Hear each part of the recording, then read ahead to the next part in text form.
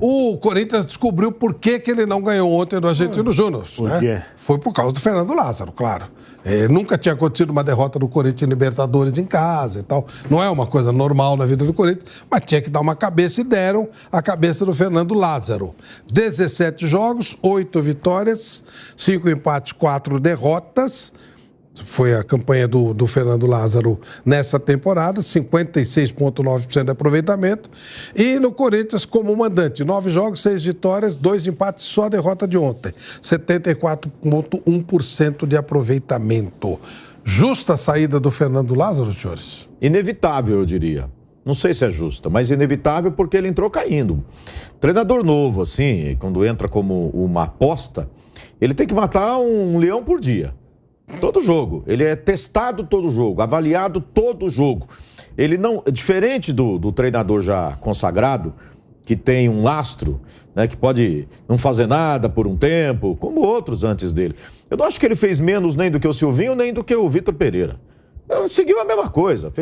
Ou seja, mas o desafio, o Corinthians lançou mão de um jovem, de um cara iniciante, custando muito mais barato, mas com a obrigação de fazer a mesma coisa. Não, de fazer melhor. Mesma coisa, não.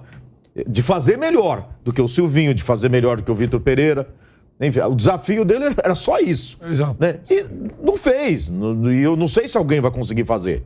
E o desafio do Cuca é esse. Fazer melhor do que os 3 anteriores. Não só do que o Fernando, mas também do que o Vitor Pereira e do que o Silvinho. Se o Cuca não fizer melhor, também vai cair. Do mesmo jeito. Então, acho que a queda dele era inevitável. Ou ele apresentaria uma solução, e aí, como os jogadores, né, gostaram da saída do Vitor Pereira e, entre aspas, compraram a ideia do Fernando Lázaro, cabia ao time, aos jogadores ajudarem transformando o Corinthians, fazendo o Corinthians jogar mais. E não fez, nem resultado, nem qualidade de futebol, nem nada. Então, para mim, nem respondo se é justo ou não, mas inevitável essa queda dele. E isso acontece com qualquer treinador, seja iniciante ou não, dirigindo um time desse tamanho do Corinthians, né, que exige alguém mais experiente, com lastro para aguentar, né, por mais tempo, pelo menos. Então quem contratou deveria sair junto, né? Bruno, dá para fazer mais com esse Corinthians, com esse elenco do Corinthians? Eu não sei, porque os padrões são muito parecidos, né? O Zé citou o Silvinho, o Vitor Pereira, que eu acho que são esses que dá para avaliar, porque esse elenco, a base desse elenco, começou a ser formada ali no meio de 2021. Estava o Silvinho no comando da equipe, que foi quando chegaram o Juliano, Renato Augusto, Roger Guedes e o William, que já foi embora.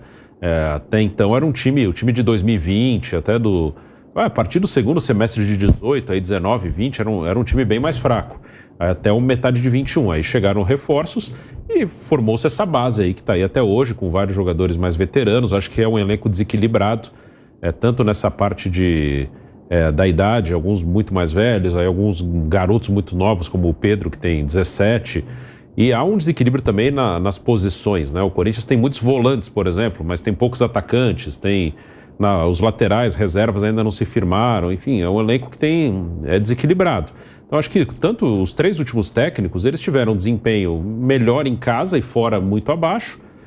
Os 3 também sofreram quando não tiveram Renato Augusto, então acho que não mudou muito esse padrão, né, de um time bom em casa, ruim fora, sente muito a ausência do seu principal jogador. Então o Cuca, claro que o Cuca é um técnico melhor que o Lázaro hoje, pode ser que o Lázaro daqui a alguns anos vire um ótimo técnico, mas hoje o Cuca é um técnico melhor, até pelo tempo de carreira, pelo que já fez, pelo que já conquistou. Então, teoricamente, ele tem mais capacidade de tirar mais do time. Só que é um time que já há quase 2 anos, ele é mais ou menos isso, né? Não muda muito. Tanto que no Brasileiro em 21 ficou em 5º, em 22 ficou em 4º. Aí nas Copas, às vezes avança um pouquinho mais. Na Copa do Brasil chegou à final. Na Libertadores foi até as quartas, onde não chegava desde 2012. Mas se você pegar a campanha, foram 2 vitórias só em 10 jogos. Então é um time que é mais ou menos isso há uns 2 anos, né? Então... não sei se ele vai conseguir, mas na teoria ele é mais capacitado para tentar tirar mais. Fausto. Como colocou o Zé, era algo inevitável. Eu se me perguntasse na época o que eu acharia do Fernando Lázaro, eu não colocaria o Lázaro para comandar o Corinthians.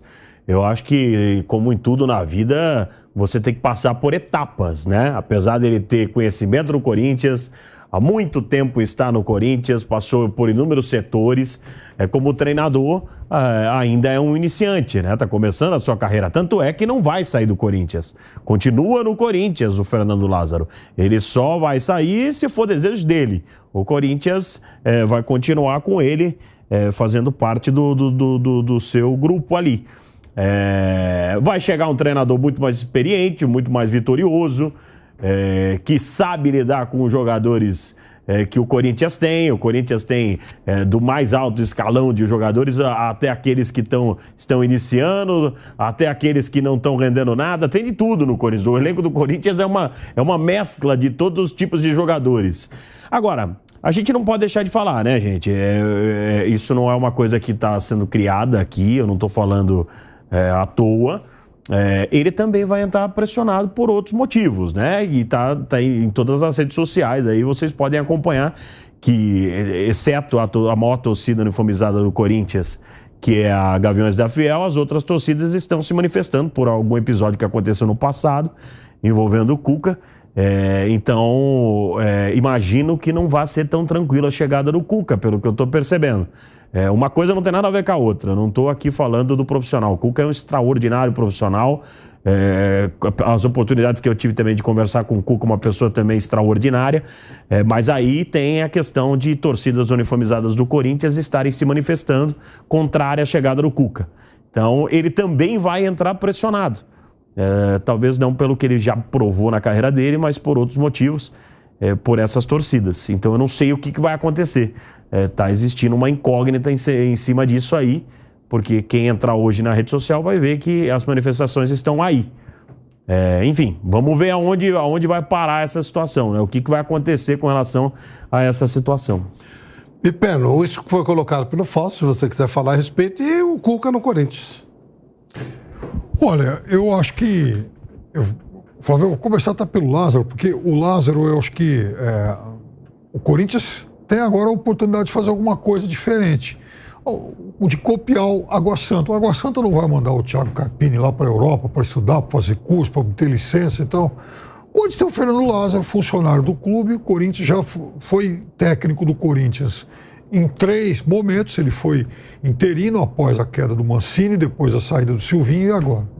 Então, é claramente alguém em quem o Corinthians aposta, pelo menos apostou para outras funções, para outras atividades. Ele foi analista de desempenho, enfim, nunca foi técnico. Então, já que ele se propõe a ser técnico, é alguém confiável, alguém que conhece o Corinthians, que cresceu no Corinthians, por que o Corinthians não manda esse rapaz para o exterior para prepará-lo? Para ser, quem sabe, aí sim, o próximo alguém com mais lastro, ou então...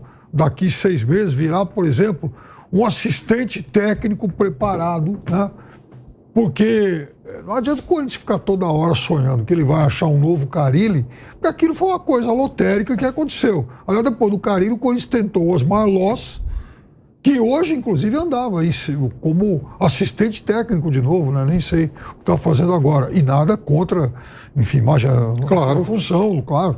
O Doriva é assistente técnico do Silvinho. Exatamente. Campeão paulista e carioca. Estava o Thiago Largue com o Lázaro, trabalhou no Atlético Mineiro como treinador. Então, acho que o Corinthians tem agora a possibilidade de preparar alguém para o futuro. Eu, se fosse o Corinthians, eu faria isso. Zé. Eu acho que o grande desafio do Cuca vai ser fazer o Corinthians jogar. Futebol, o resultado, no fim das contas, é o que fala mais alto. É o que dá paz para o cara trabalhar, continuidade no trabalho. Ele tem trabalhos de sucesso recentemente. Ele passou daquele treinador chorão, que o pessoal dizia, né? Que era cabeça baixa, sempre reclamando e não sei o quê, triste, para um cara extremamente vencedor. Agora, ele conseguirá fazer o que os outros não fizeram com esse time do Corinthians? Fazer esse time correr, né? Um time de jogadores veteranos, vai conseguir dar equilíbrio a essa equipe?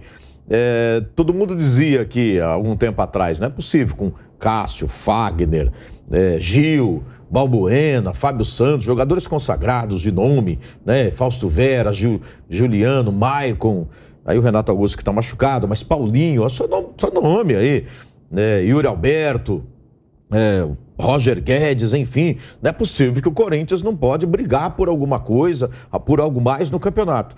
Os outros treinadores não conseguiram fazer da liga para esse time, fazer funcionar. O desafio do Cuca, acima de tudo, é isso. Fazer esse time funcionar, conquistar resultados, porque é a única coisa que vai manter o Cuca como treinador do Corinthians. Essa história que foi citada pelo Fausto, o Cuca em 1987 era da base do Grêmio e houve uma acusação de que ele teria participado de um estupro coletivo e tal. Houve uma condenação à revelia pela justiça suíça, foi na Suíça. E isso, 1987, esse tema retornou à tona quando ele voltou para o Atlético Mineiro, né? Com muita gente engajada e, obviamente, todos nós queremos, né, esse mundo contestador de situações como essa, e é o mesmo tema que está sendo levantado agora aqui no Corinthians. O Duílio Monteroves foi consultar uma das torcidas, que eu acho um absurdo, isso é uma vergonha, né? O presidente consultar a torcida. E aí essa tal torcida diz que tudo bem por parte dela, então ela está segurando a onda e as manifestações das outras torcidas. É isso, essa é a situação que foi colocada.